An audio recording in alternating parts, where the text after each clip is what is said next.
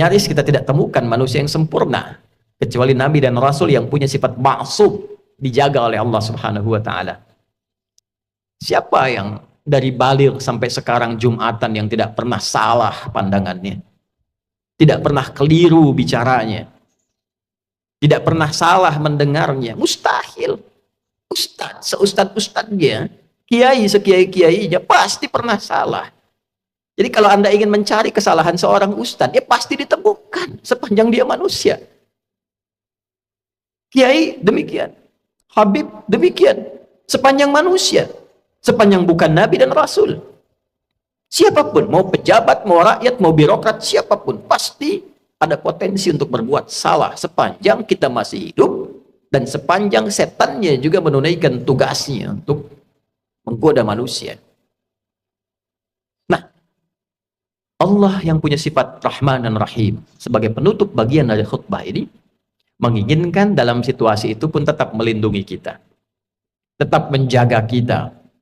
Karena Allah pun mendeklarasikan, engkau bisa menggoda, tapi aku pun membentengi hambaku dari godaanmu itu. Maka kesempatan diberikan oleh Allah supaya kita menyadari kekeliruan itu, mengoreksinya, dan kembali kepada jalan kemuliaan.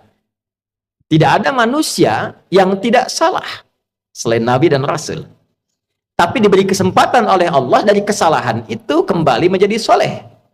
Saudara, bila kita mengoreksi yang salah menjadi soleh, tidak baik menjadi baik, maka kebaikan yang dihasilkan dari sifat korektif dari yang tidak baik itu disebut birrun namanya. Birrun. Bila itu melekat pada diri kita, kembali jadi baik, birrunnya nempel dalam diri kita, jadi baik lagi, maka berubah menjadi mabrurun. Maka dilatihlah setidaknya dalam ritual setahun sekali. Belajar, kontemplasi, apa selamanya saya akan jadi seperti yang tidak baik ini. Kata-kata kotor, senang mencela orang, pikiran yang nggak bagus, mendengar yang nggak baik. Sementara saya sadar saya pulang akan menghadap Allah. Nanti dikumpulkan di padang Arafah.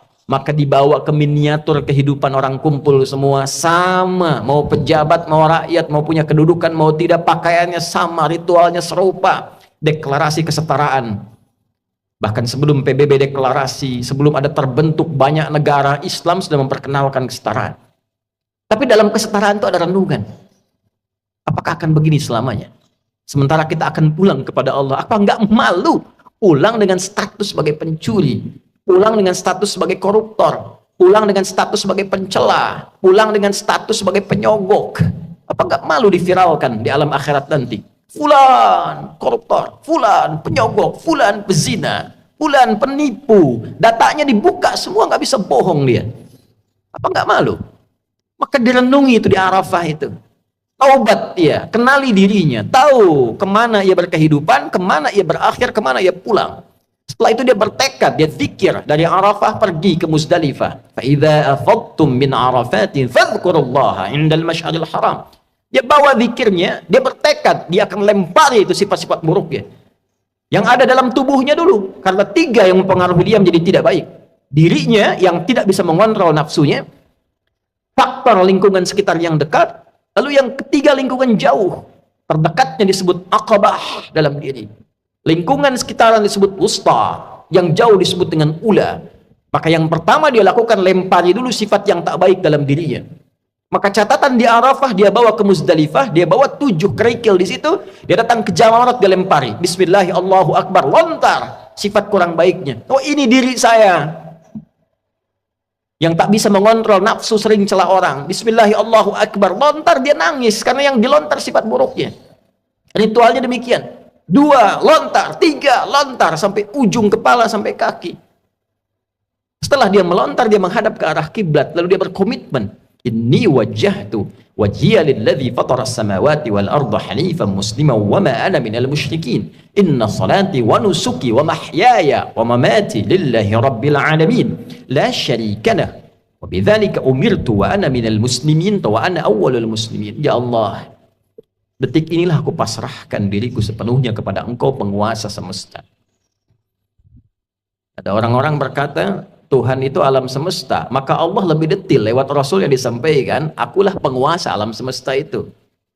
Ada sering orang berkata karena dia sulit menemukan Tuhan, dia katakan semesta begini, alam semesta memberikan hukum. Saudara, Allah langsung mengatakan, Alhamdulillahi Rabbil Alamin. Kalau engkau masih bingung, akulah Tuhan yang merawat dan mencipta semesta itu. Maka Nabi mengajarkan, aku pasrahkan ya Allah diriku kepada engkau penguasa semesta. Bila pun selama ini aku sholat, aku beribadah, aku hidup ya Allah. Dan kalaupun aku wafat sampai detik ini, aku menyadari aku banyak salahnya.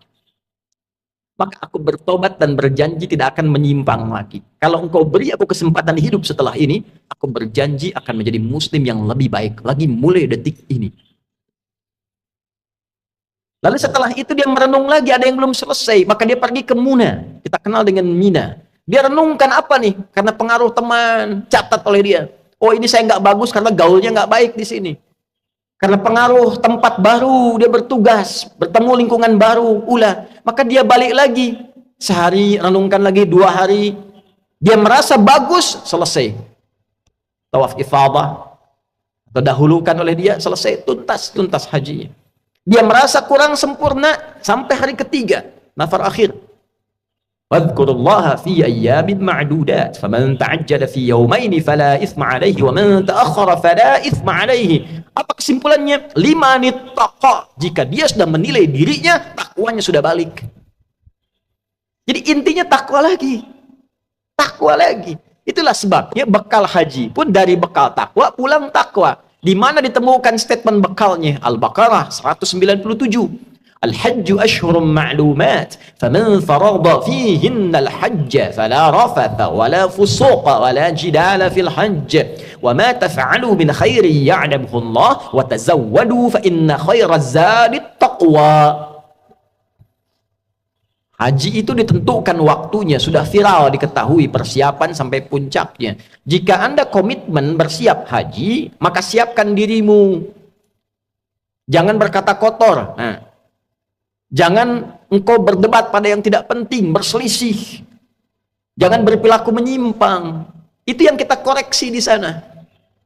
Silahkan berbekal. Allah tahu banyak orang mau berbekal. Kopernya tuh silahkan besarin, bekalin materinya, baju, persiapan. Tapi yang terpenting bukan itu, kata Allah. Yang terpenting itu koreksi dirimu. Wa tazawwadu fa inna khairaz zadi taqwa. Bekal takwamu. Makanya sebelum berangkat kita manasik tuh. Malam tahajud tingkatkan, baca Quran tingkatkan, itu bagian takwa. Nanti di sana dioptimalkan. Begitu pulang 5 nittaqa. Setelah 2 hari, 3 hari selesai di Muna itu, kita simpulkan ada perubahan enggak? Itulah sifat takwa. Ketika pulang berubah jadi baik. Yang tak baik dikoreksi jadi baik. Itulah birrun. Melekat pada pelakunya mabrurun. Ini yang dimaksud kalimat Nabi al-hajjul mabrur. Haji yang merubah pelakunya menjadi lebih baik dari sebelumnya. Bagi kita yang belum atau tidak berhaji di tahun ini, maka diberikan jalan berbeda. Tapi ini bukan haji. Tetap haji lebih utama karena ada ritual-ritualnya. Tapi ada substansi yang serupa, mabrur, membentuk karakter mabrur walaupun belum ada kesempatan haji. Lewat apa itu? Awal Dzulhijjah, kita puasa, bekali takwa. Di sana wukuf di hari ke-9 waktu Saudi. Makanya disebutkan yaum siyam yaumi arafat. Puasa yang dilangsungkan di harinya saat orang-orang itu wukuf di Arafah, hari di Arafahnya tanggal 9. 9 waktu Saudi, 9 waktu kita. Di sana tanggal 9 wukuf, di sini kita tunaikan puasa. Sama persis puasanya, ya seperti halnya perilaku orang-orang yang sedang wukuf, dia merenung, dia koreksi. Jadi tidak seperti yang Ramadan sifatnya. Tidak seperti yang Ayyamul Bid sifatnya. Bukan cuma sekedar tahan lapar, haus, terbit fajar sampai maghrib. Semua puasa tidak begitu.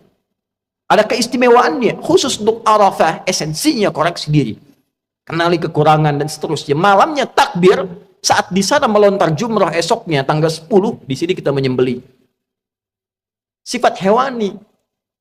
Hewan itu diciptakan dengan nafsu. Jadi gambaran nafsu itu ada di hewan. Hewan tak punya takwa. Karena di sana melontar sifat hewani nafsunya, di sini menyembelih. Dan kalimatnya setelah itu sama. Menghadap ke arah kiblat, mengatakan kalimat yang sama, inni wajjahtu dan seterusnya. Inilah yang dimaksud Allah di Quran surah 22 ayat 37. Di sana takwa, di sini takwa. La yanalullaha luhumuha wala dima'uha walakin yanaluhut taqwa minkum. Yang diterima, yang sampai pada Allah itu bukan berapa besar sapinya, bukan berapa besar kerbaunya, bukan berapa banyak darahnya. Yang diterima oleh Allah, kata Allah, takwanya. Ada perubahan nggak? Merasa lebih dekat nggak dengan Allah? Merasa meningkat gak ibadahnya? Meningkat, mendekat, lebih dekat lagi, itu korba. Semakin meningkat disebut kurban. Itulah sebabnya ibadahnya disebut kurban. Dari kata korba, bukan korban. Kurban.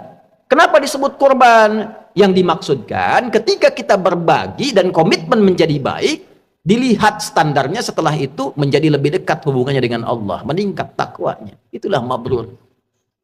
Sekarang kita lihat. Sehari setelah hari tasyrik, Jumat ini, Jumat deklarasi perubahan diri kita. Bukankah kita di Jumat ini dipanggil untuk meningkatkan zikir?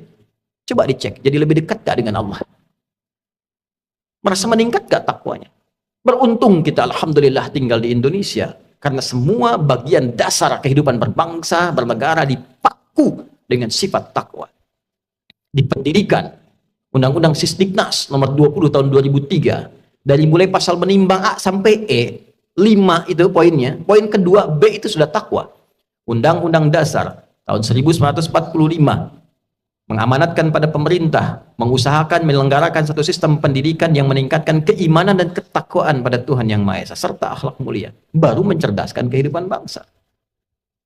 Masuk tentara Sabta Marga, ada 7. Nomor 3-nya itu adalah takwa. Kami tentara Indonesia yang bertakwa pada Tuhan Yang Maha Esa, membela kebenaran, kejujuran, dan keadilan. Masuk hakim, ada pancadharma. Nomor 1-nya itu takwa. Dari takwa sampai tirta, 1-nya takwa. Kami hakim Indonesia yang bertakwa pada Tuhan Yang Maha Esa. Masuk polisi, Tribrata, nomor 1-nya takwa. Kami polisi, Negara Kesatuan Republik Indonesia yang bertakwa pada Tuhan Yang Maha Esa. Jadi itu ukuran pendiri bangsa ini menginginkan kita jadi orang baik sebelum pintar. Sebab pintar tidak baik, celaka. Korupsi itu banyak dilakukan oleh yang pintar. Pengelabuannya oleh yang pintar. Cuma karena nggak ada takwanya sebagai amanat undang-undang, itu yang jadi problem.